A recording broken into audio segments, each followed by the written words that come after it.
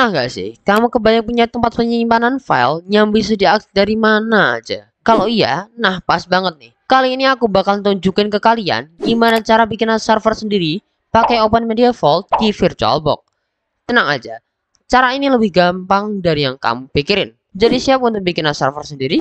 Yuk, langsung aja kita mulai. Oh ya, sebelum mulai aku jelasin dulu nih sedikit tentang NAS. NAS itu singkatan dari Network Attached Storage, sebuah tempat penyimpanan yang bisa diakses dari jaringan. Jadi, kamu bisa simpan file kamu di server ini dan bisa diakses dari mana aja, lewat komputer, laptop, ataupun smartphone. Tenang aja, kali ini kita nggak butuh server fisik, jadi kita nggak perlu beli server yang segede gaban dan mahal kayak gini. Kita akan bikin server ini di VirtualBox, sebuah software virtual mesin yang bisa menjalankan sistem operasi di dalam komputer kita. Jadi, kamu bisa coba bikin server sendiri tanpa harus punya perangkat keras tambahan. Langsung aja kita ke tutorialnya.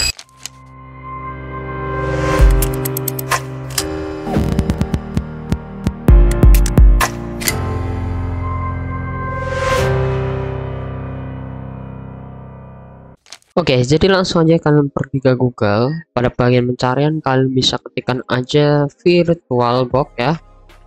Oke, lalu kalian bisa pilih yang paling atas ini, Oracle VirtualBox. Lalu di sini kita bisa klik download aja.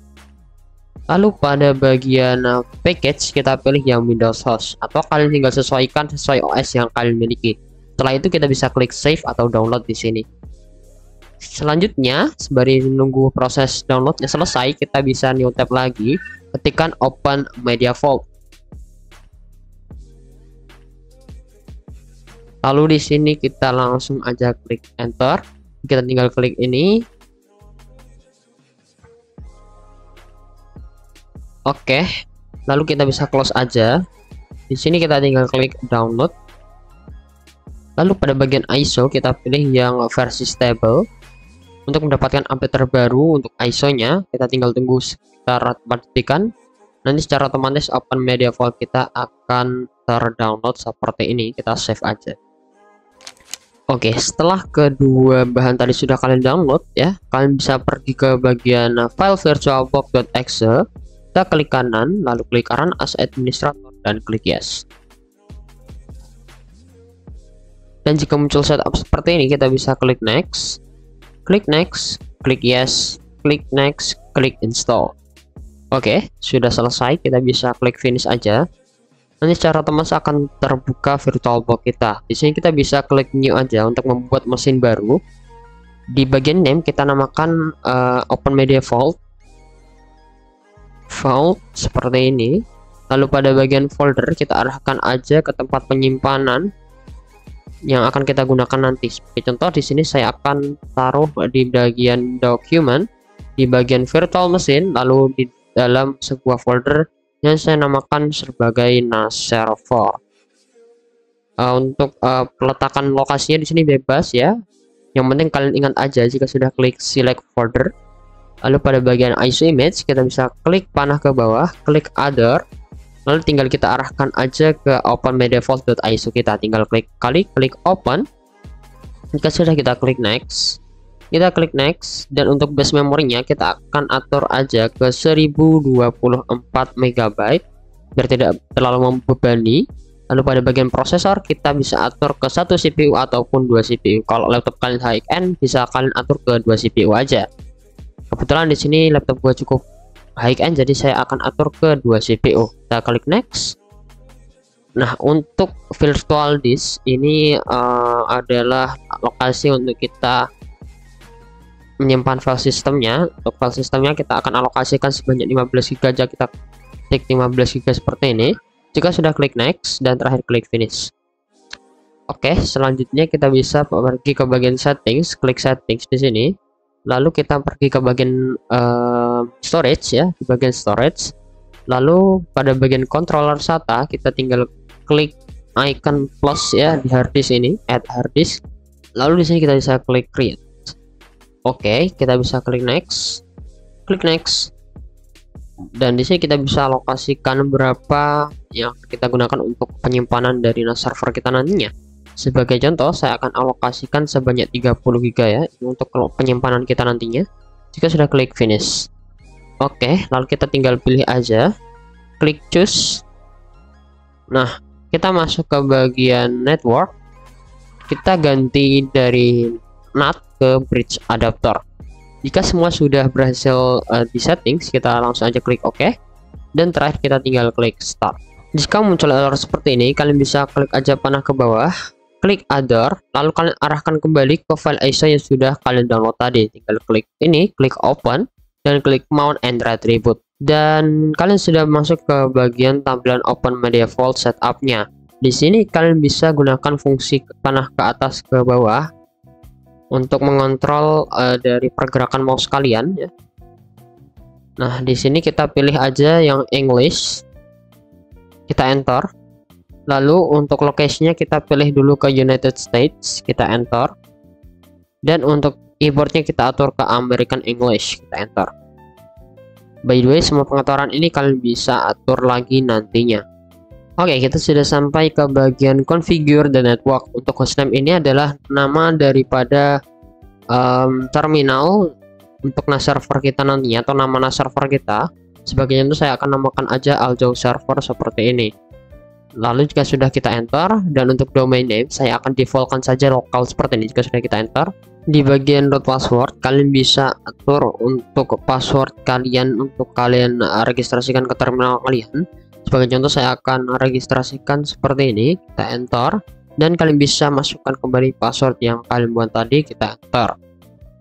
Oke, jika masuk ke bagian configure the clock, kita atur aja time zone-nya ke Eastern. Kita enter. Dan di sini terdeteksi partition disk baru ya. Artinya alokasi file yang 30 GB tadi sudah berhasil terdeteksi. Kita sudah berhasil, kita enter aja di sini. Oke, di bagian partition disk kita akan arahkan saja ke file 15 GB tadi untuk file system dari NAS server kita. Kita enter. Oke, jika sudah masuk ke bagian package manager, kita arahkan archive mirror-nya ke United States lagi. Kita enter. Untuk archive mirror Debian-nya kita arahkan ke dev.debian.org. Kita enter. Dan untuk HTTP proxy-nya tidak usah kita isi, jadi kita langsung aja enter. Oke, jika sudah muncul installation complete seperti ini, kita bisa arahkan panah ke kanan, lalu kita continue aja, kita enter. Oke, dari sini kita bisa arahkan aja ke Debian GNU Linux, kita enter. Oke, pada bagian ini artinya kita sudah berhasil masuk ya ke dalam sistem Open Media Vault kita. Oke, lalu kita bisa secara login dulu ya menggunakan username dan password. Untuk username-nya di sini kalian bisa ketikkan aja root, dan untuk passwordnya silahkan masukkan password yang sudah kalian buat tadi, dan terakhir kita enter. Jika sudah masuk seperti ini di bagian root Aljo server seperti ini, kita bisa perhatikan di bagian IP address ENP0S3. Ini merupakan IP address yang akan kita gunakan untuk masuk ke web UI interface untuk kita mengatur NAS server kita nantinya. Pergi aja langsung ke Google tadi ya. Lalu kalian bisa ketikkan aja IP tersebut 192.168.0.101. Oke, ini setiap komputer itu berbeda, jadi kalian bisa sesuaikan ya dengan pengaturan kalian masing-masing ya. Di sini kebetulan saya mendapatkan IP 192.168.0.101. Kalau kalian berbeda silahkan tulis saja sesuai IP yang kalian dapatkan. Untuk username Open Media Vault-nya kita tulis aja admin, dan untuk passwordnya kita bisa isikan Open Media Vault seperti ini. Jika sudah kita enter atau login, dan kita sudah masuk ke bagian dashboard, kita langsung saja ke bagian storage. Kita masuk ke bagian file system. Nah, di sini kita bisa klik plus di sini, create and mount file system. Kita pilih ext4. Lalu kita pilih select a device, kita arahkan ke harddisk 30 GB tadi. Jika sudah, kita klik save. Oke, the operation complete successfully. Di sini kita klik close aja, kita klik cancel, kita klik mount, klik select a file system, kita arahkan ke ini, klik save. Dan di sini untuk file system kita sudah berhasil dideteksi. Nah, Kalau meminta persetujuan configuration change seperti ini, kita bisa klik aja checklist ini, apply, klik yes. Oke, dan ini kita sudah berhasil menyimpan konfigurasinya. Selanjutnya kita bisa membuat folder ya untuk kita gunakan sebagai tempat penyimpanan on media vault kita. Oke, kita masuk ke bagian share folder, lalu kita tinggal tambahkan aja, klik create di sini. Kita tinggal namakan aja untuk folder yang akan kita tampilkan nantinya. Sebagai contoh, saya tulis di sini file system ya, file sharing. Untuk penamaan foldernya terserah, jangan lupa berikan karakter khusus seperti underscore ataupun tanda penghubung seperti ini. Lalu kita tinggal klik select a file system, kita pilih ini. Jika sudah, kita klik save. Oke, dan sudah berhasil terbaca ya di sini untuk foldernya. Kita tinggal klik aja ini, klik apply, klik yes. Oke, berhasil menyimpan konfigurasi. Selanjutnya, kita harus mengaktifkan sistem Samba atau SMB. Ini berfungsi agar kita bisa meremote server kita ini dari jaringan yang sama di Windows ataupun di Android kita. Pergi aja ke bagian services, masuk ke bagian SMB, klik settings, lalu kita tinggal checklist aja di bagian enable ini. Kita scroll ke bawah, klik save. Nah, jika sudah, di sini tinggal kita klik apply lagi, klik yes. Oke, jika sudah berhasil tersimpan, kita langsung pergi ke bagian shares. Kita pergi ke tambahkan ini create, klik select of share folder, kita arahkan ke folder yang sudah kita buat tadi. Dan di sini kita bisa scroll ke bawah, klik save. Dan sudah berhasil ya, kita tinggal klik apply lagi, klik yes. Ya, sudah berhasil. Selanjutnya kita bisa membuat username dan password untuk kita masuk ke server kita ya. Pergi ke bagian users, klik users, kita klik tambahkan di sini, klik create. Kita tinggal tulis aja sebagai contoh, nama usernya adalah user, atau kalian bisa tuliskan aja nama pengguna kalian ya. Lalu untuk passwordnya kalian juga bisa atur sendiri. Sebagai contoh, saya tulis 123 seperti ini, dan confirm passwordnya juga 123. Jika sudah, kita scroll ke bawah, kita klik save, dan sudah berhasil membuat users. Kita tinggal klik apply, klik yes. Selanjutnya kita tinggal ngecek aja apakah kita sudah berhasil mengaktifkan sistem server kita. Kita langsung aja pergi ke file explorer ya. Kita pergi ke bagian network. Nah, di sini kita sudah berhasil ya, buktinya sudah ada sebuah komputer bernama Aljo server. Ini adalah server kita. Tinggal kita klik 2 kali aja. Nanti secara otomatis disuruh memasukkan username dan password. Untuk username-nya dan passwordnya sudah yang kalian atur tadi. Tadi namanya adalah user, dan untuk passwordnya adalah 123. Ya, kita bisa atur seperti ini. Klik OK. Dan kita sudah berhasil masuk ke dalam Aljo server. Kita tinggal klik 2 kali aja ke foldernya, ada file sharing di sini. Nah, sebagai contoh, saya akan memindahkan file dokumen saya di sini. Saya akan pindahkan beberapa file dokumen ini misalnya. Oke, saya akan pindahkan dulu. Saya akan taruh di sini. Nah, di sini sudah berhasil ya, copy paste dengan aman ya.